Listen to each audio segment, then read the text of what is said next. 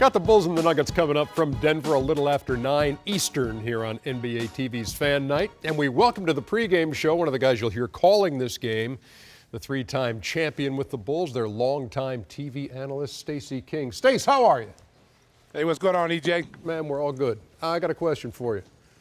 Okay. You've seen this version of the Bulls now for 14 games. How big a threat to Cleveland are they? They're a big threat. If they can stay healthy, and that goes with, we say that every year about this team. It's a different team this year, different feel. Adding guys like Robin Lopez, Dwayne Wade, Rajon Rondo has given this team a lot of confidence with the young talent that they've gotten. Jimmy, I think his game is raised up a level. I think Dwayne Wade being here has elevated him to another level. And if he can continue to play the way he does and we can manage D-Wade's minutes, we got a shot. I love the passion and the homerism you're displaying right now. The homerism, I like it. Here we go.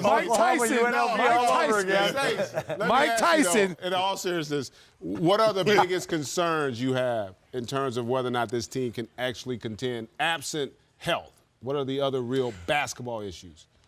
Well, consistent outside shooting. This league now is a three-point shooting league, and this team doesn't really have a bona fide three-point shooter. Doug McDermott is a really good three-point shooter, but he's not a proven three-point shooter like a Kyle Korver or someone like that can keep the defense stretched. But one thing about this team is that, they have great chemistry here this year. Last year was a disaster. It was a train wreck. There were so many different people going in so many different ways. Dwayne Wade has brought a professionalism that I haven't seen here since Michael Jordan played here. A guy that approaches the game like a professional, a guy that, really studies tape and has really been a great mentor. And not just a guy who can't play anymore. This is a guy who's still got a lot left in the tank. So I think if they can consistently, rev it up on the defensive end, because they've been one of the better defensive teams the last 8 years. They kind of slipped last year, but they're getting back to it this year. Their offense efficiency's up there with some of the top teams in the league. So listen, I give them a sluggish chance. Hey, Stacey, this is Chris Webber. Let me ask you two questions. First, if you had 10 jump hooks in the center of the paint, how many would you make with that left hand? Because that used to be your move back in the day. Let me tell you right now, if James and Lois King would have just waited to do what they needed to do to bring me into this world, maybe in the 80s, yeah. I tell you what, I'd be, you too, C-Web, all you guys on that panel, we'd be making some serious money right now. Hey, you sound like Charles saying, look, if I played these days, I'd be going to the arena in a spaceship. You know what? Hey, I agree with Charles, man. I mean, this is a fun league to be in right now because, you look at guys back in the 80s and 90s, we had stretch fours. We had guys that could shoot the jump shot, but you were labeled, you had to go inside. You have to have back-to-the-basket moves. You didn't run a lot of pick-and-pop game for big guys back in the day unless you were Larry Bird or even Kevin McHale, but it was all back to the basket, and the true center's gone. It's like a dinosaur, man. They're extinct. There's only a few left in this league. Everything now is three-point shots, pick-and-pop, and if you can't do those things, boy, you're going to struggle in this league.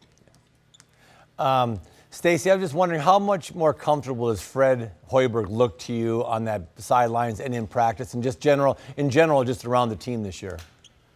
Much more confident, and the reason why, and you guys know this as well, when your star players buy into what you're doing as a coach, it makes your job that much easier. If you're number one and number two guy, which is Dwayne Wade and Jimmy Butler, no particular order, but if your two main guys come in, they believe what the coach is saying, Rondo comes in, he's a coach on the floor, it's made, Fred's second year a lot easier than what it was his first. He's got guys on the floor that will do and execute the things that he needs done on the floor, and then also, when things get out of hand, Dwayne Wade's not afraid to call guys out. He's not afraid of getting Jimmy's, butt and say, hey, you didn't do this, get where you're supposed to be.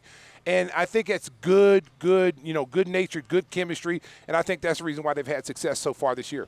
So, hey, Stacey, I read the other day, is this the last circus trip?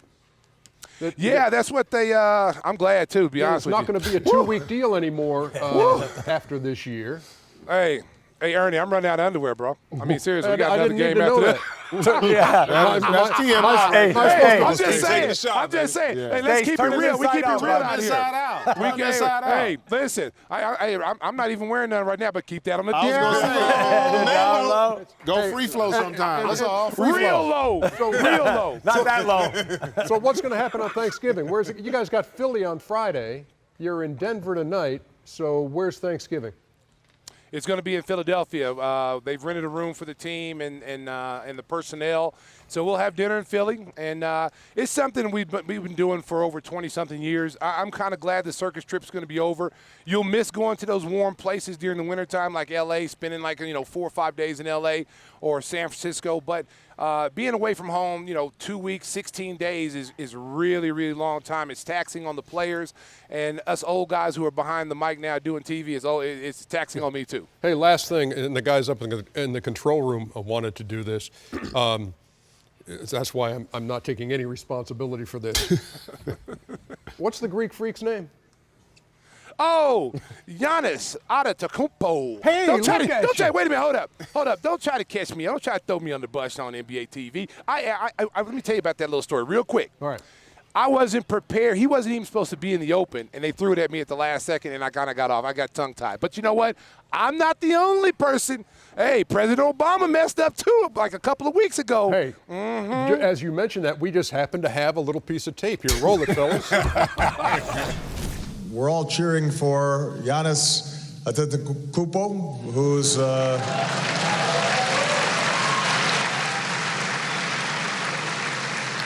who seems to be getting better each year. Led by Giannis Antetokounmpo. He is the real deal. He just signed a $100 million contract. Led by Giannis. Giannis Matumbo. Yeah, is that Matumbo's brother? Wait. Did he roll? Like Aguero. Hey, you're from Oklahoma. Quit rolling your arms. The name is in Spanish. It kind of rolled into a bunch of different names. But the president's was a little bit better than mine, I have to admit. Mine was bad, man. When I said it, I was trying to catch it before it came out of my mouth. I was like, no, that's wrong. We've all been there, Stace. We've all been there. Thanks a lot for joining us. Look forward to the call tonight here on Fan Night. Have a good one, boys. All right, Stacey. Happy Thanksgiving, man.